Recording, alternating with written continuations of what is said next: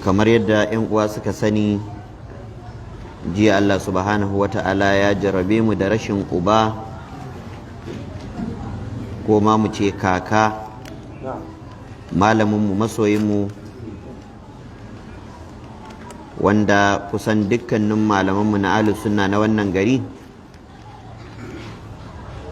in banda waɗanda suke sa'anninsa, to waɗanda suka biyo bayansa kace gabaki ɗayansu ɗalibansa ne, domin koda ba su amfana da shi kusa da kusa ba, sun amfana da shi nesa da nesa. Dr. Ahmad Ibrahim BUK, wanda aka fi sani da Dr. Ahmad Bamba, wanda aka fi sani da ƙala haddasana,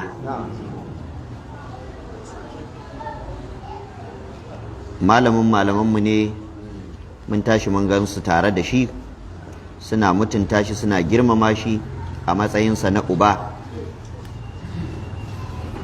Na san lokacin da Malam Albanin Zaria yake zuwa Kano ya kwana a masallacin Usman bin Affan, ya je karatuttukan Dr. Ahmad na Asabar da Lahadi kafin ya koma gida. In ka lura waɗansu abubuwa na Malam Albani ya tasirantu da dakta ko a wajen magana. To ballantana kuma Malam Ja'far Mahmud Adam, Allah ya ji kansa da rahama, wanda shi kansa malam yana faɗa yaro ne mai ladabi. Malam Ja'far baya zama akan kujera in dakta yana kan kujera, a ƙasa yake zama, saboda yadda ya ɗauke shi a matsayin malami kuma uba. To haka nan da yawan malamanmu da suka biyo baya haka muka ga suna mu'amalantarsa. Mu kan daman ya ɗauke mu a matsayin jikoki ne, wasan jika da kaka ake yi. Dakta rayuwarsa ta yi albarka, kamar yadda da yawan mutane suka sani, dakta ba haifaffen Najeriya ba ne, mutumin Ghana ne, amma son hidimar addini da yada addini ya zo wannan ƙasa tamu, da yaren Hausa ya karantar da kutubus sitta baki ɗaya a cikin aƙalla shekara 32. Kusan rabin rayuwarsa. Dakta an haife shi a shekarar 1940, ya rasu a shekarar 2022, da haka yana da shekara 82 na haihuwa. Allah ya albarkace shi da lafiyar jiki kwarai da gaske. Sau da dama ni ina faɗa, akwai wani zama da ake a sallah, ko yaro ya yi jigata yake, amma in dai ka san dakta to shi irin wannan zaman yake yi a sallah kullum, wanda yake nuna Allah ya albarkace shi da lafiyar jiki, kuma ko dirinsa ka gani kai ka san cewa yana da lafiya. Allah ya masa wata baiwa, ita ce ina da gida a Tudun Yola kuma kusa da masallacinsa, amma tsawon zamana a unguwar wajen yanzu shekara 4 zuwa 5 ban taɓa ganin ya yi fashin sahun gaba a kowace sallah ba. Iƙama ba ta wuce shi, tun ne mai matuƙar kula da sallah, ba shi ne liman ba amma kullum yana sahun gaba. Wannan ba ƙaramin alheri ba ne. Yana daga cikin albarkar da Allah ya masa, kamar yadda wani makusancinsa na kusa yake bani labari. A tsawon wannan shekara 82 yake faɗa bai taɓa hawa gadon likita ba, gadon asibiti. Gab da azumi na yi wajen kwana 5 sai bana ganinsa a masallaci, sai na ɗauka ko umara ya tafi, saboda sau da dama malamai ba sa samun zuwa umara da azumi saboda hidima ta tafsiri. Wasunsu sai su je a sha'aban su sauri su dawo saboda hidimar Ramadan. To sai na ɗauka ko malam irin wannan tafiyar ya yi, ashe a lokacin bai da lafiya ne. To a wannan lokacin ne a tarihin rayuwarsa yake faɗa an kai shi asibiti ya hau gadon likita, daga nan sai wannan na rasuwa da Allah ya yi. Allah maɗaukakin sarki ya taƙaita masa jinyarsa bata fita kwana 2 ba. Za ku gani a karatunsa na ƙarshe yana cewa satin nan dai za a huta, satin nan zai za a huta. ƙarfin hali ne a lokacin jikinsa baya masa daɗi, yana faɗa cewa fa baya jin daɗi. Duk wanda yake zuwa karatu irin wannan na majalisi ya san ba majalisin da kake da garanti za ka zo ka same shi ko ana ruwa sai majalisin dakta. Tun da ya fara karatu, lokacin da yake karatun Bukhari, akwai mutanen da suke zuwa daga Katsina duk sati, wasu daga Kaduna, wasu daga Bauchi, za su zo su yi kwana biyu nan su ji karatu su tafi. Tun lokacin babu wayar hannu, da haka dakta baya fashin karatu. Ko ana ruwa, mun sha zuwa karatu a BUK ana ruwa ana karatu. Allah ya bashi irin wannan sabatin da dagewar da tabbata. Da haka jinya Allah maɗaukin sarki ya jarabce shi da ita ta kwana ɗaya kuma ta zama ita ce ajalinsa. Allah maɗaukin sarki ya sa ya yi dace da mutuwar ranar Juma'a. Hadisi ne tabbatacce, manzo Allah sallallahu alaihi wasallam ya ce duk musulmin da ya mutu ranar Juma'a ko daren Juma'a usima min fitnatil qabr, ba za a yi masa tambayar kabari ba. Muna fatan Allah maɗaukin sarki ya bashi wannan. Kaga da shi da Malam Ja'far ta wannan fuskar sun yi daidai, kamar yadda malam shi ma asubar Juma'a ya rasu, dakta ma bayan asuba ya rasu. Allah maɗaukin sarki ya karɓi shahadar su baki ɗaya. Allah maɗaukin sarki ya sa aljanna ita ce makomarsu. Allah ya haskaka kaburansu. Allah ya albarkaci zuriyarsu, ya kyautata bayansu, ya kyautata tamu bayan tasu. Ubangiji kada ya jarabce mu bayan shuɗewarsu. Duk mutumin da ya rasu akan turba irin wannan, ana kyautata masa zato, kuma shi ba abin tausayi bane, kai ne abin tausayi. Shi duk mamaci in ya tafi, musamman in ya cikawa da ake kyautata masa zato mai kyau, aka ga ƙarshensa ya mutu akan ayyukan alkhairi, to wannan ba shi ne abin ji ba. Kai sauran mai rai kai ne abin ji. Domin ita rayuwa ba farko ake kallo ba, ba tsakiya ake kallo ba, ina ake kallo? Ƙarshen shi ya fi haɗari. Ƙarshen shi ya fi haɗari, kuma ba wai akan ga common mutum ba, har annabawa abin da ya fi tsorata su da taya musu da hankali ya ƙarshen su zai kasance. To duk mai hankali ya kamata ya rinka hararo wannan. Allah maɗaukakin sarki ya sa mutuwa ta zama hutu gare su.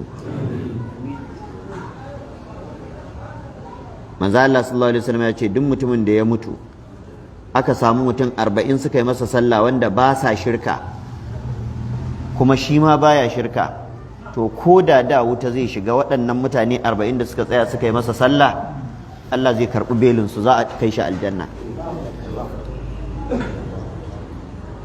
Masana cincirindo da taruwa ta jama'a dangane da jana'iza suna faɗar cewa jana'izar dakta in bata zama ta biyu ba a Kano, to kila ba za ta wuce ta uku ba wajen tara jama'a. Ga duk wanda ya je ya ga abubuwan da suka faru, to muna kyautata masa zato da ire-iren waɗannan abubuwa. Fatan mu Allah maɗaukin sarki ya yafe masa kurakuransa. Ubangiji ya sa ilimin da ya ɗau tsawon lokaci yana karantar da al'umma ya zame masa sadaka jariya. Allah maɗaukakin sarki ya sada shi da manzon tsira Annabi Muhammad sallallahu alaihi wa alihi wasallam, wanda tsawon rayuwarsa karantar da rayuwar Annabi ce a gabansa. Ban san wani malami ba a ƙasar Hausa wanda Allah maɗaukakin sarki ya masa wannan tagomashi da abin da yawa Dr. Ahmad.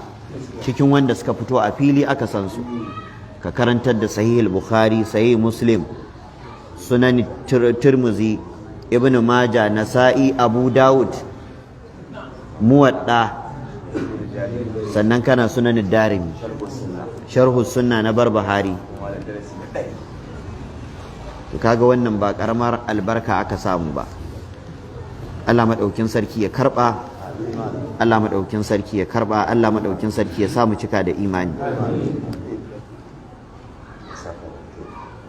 Mutuwar malamai abin tada hankali ce kwarai da gaske ga dukkan mai hankali, domin haɗari ce a cikin al'umma, ba kamar mutuwar kowane irin mutum bace. Alama ce daga cikin alamomin tashin alkiyama. Allah zai ta tsatsame mutanen kirki a cikin al'umma. Kuma wani sharri da duniya take da shi shine duk lokacin da wani mutumin kirki ya faɗi ba a taɓa maye gurbinsa, sai dai a iya abin da ake iyawa amma ba a maye gurbinsa. Yanzu kafin kuma ka sake jin wani ƙala haddasana ba za mu ce a'a ba, amma dai sunnar rayuwa hakan yana da wahala. Shi yasa Bahaushe ya ce ba rabo da gwani ba samun kamarsa.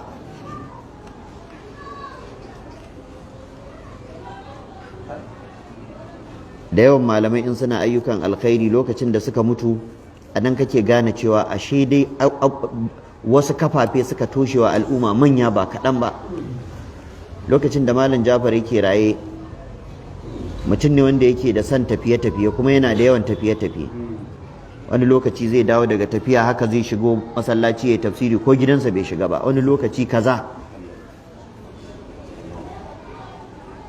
Wani lokaci muna tare da shi sai muke ganin tafiye-tafiyensa sun yi yawa. Malam ma da ya zauna dan lokacin muna Usman bin Affan wata zai kare za a biya albashi kuma malam baya nan, sai ya zo ya sa hannu a check za a je a fito mana da albashi. Wani lokaci sai an ɗunguma an tafi gidan Dr. Aidi Ahmad shi ma wanda ya rasu sati ɗaya ko biyu da suka wuce, domin shine second signatory, shine first signatory, malam shine second signatory a account din Usman bin Affan. In babu ɗaya daga cikin su akwai Abu Abdulsalam wani dattijo a cikin NNDC quarters. To wani lokaci sai ka ga sa hannu a check din sai ta bada wahala, ai ta korafe malam baya nan, malam baya nan, shehi baya nan, ana yi ana dariya ana zolaya. Amma lokacin da malam ya faɗi ya rasu sai muka gane ashe malam katafila ce, aiki da yawa yake yi. Har yanzu karatuttukansa sun kasa rukuwa, ba wai malaman ne babu ba, amma a wannan yawace-yawacen da yake malaman da basu kai shi yawo ba wallahi har yanzu sun kasa rike majalisansa. Yanzu kun ga tafsirin da Dr. Sani Umar Rijiyar Lemo Allah ya kara masa lafiya yake a gadon kai, ɗaya ne fa daga cikin ayyukan malam Jafar na sati ɗaya daga ciki. Akwai tafsirinsa na Beirut Road har yanzu ya ƙi rukuwa, ya gagara. Akwai karatun Riyadu Salihina na Ungwaggo Road wanda Dr. Bashir Ali yake yi har yanzu sai a hankali. Wani lokaci wani lokaci ba za a samu damar yi ba, tunda malam ya rasu har yanzu ba a yi sauka ba. Ban da waɗansu abubuwa wanda Allah maɗaukin sarki kawai ya sani, musamman idan lokacin azumi ya zo, yadda zai yi sallah a Maiduguri ya yi tafsiri, in an zo tahajjudi wani lokaci a yi da shi. Haka in ya dawo Kano wani lokaci haka zai rinka tambaya tsakanin masallacin Turayum da masallacin Usman bin Affan, yana tuntuɓar limaman yau ina za ku yi, a gaya masa ya taho shi ma ya zo ya taɓa. Duk irin waɗannan ayyuka rayuwa ta yi riba, rayuwa ta yi alkhairi. Haka ake so, mutuwa damar rigar kowa ce, kowa zai mutu, kowa zai mutu, to amma kowa ya shirya wa kansa me ya kamata in mutu ina yi. Maganar tunanin yaushe zan mutu kar ka ɓata wa kanka lokaci, wannan yadda ba da shawarar ka aka kawo ka ba da shawarar ka za a ɗauke ka ba. Ba wani wanda ya bar duniya da shirinsa. Idan yau da za a gaya maka dakta alƙawarrukan da ya gobe zai yi amma ajali ya yanke shi, za ka sha mamaki. Malam Jafar na san alƙawarrukan da yawa da ya yi, gobe zan yi kaza, gobe zan yi kaza, bai san a daren zai mutu ba. Yadda ake haihuwar jariri babu shiri, haka ake mutuwa babu shiri. Amma abin da Allah ya ba mu ka'ida shine kawai mu zama cikin ayyukan alheri, duk lokacin da mutuwa ta zo ba mu yi asara ba. Ittaqullaha haqqa tuqatihi wa la tamutunna illa wa antum muslimun. Allah madaukin sarki ya samu cika da imani. Allah ya ji kan magabatan mu, malaman mu da iyayen mu da dukkan sauran al'umma musulmi baki daya. Muna da tambayoyi guda biyu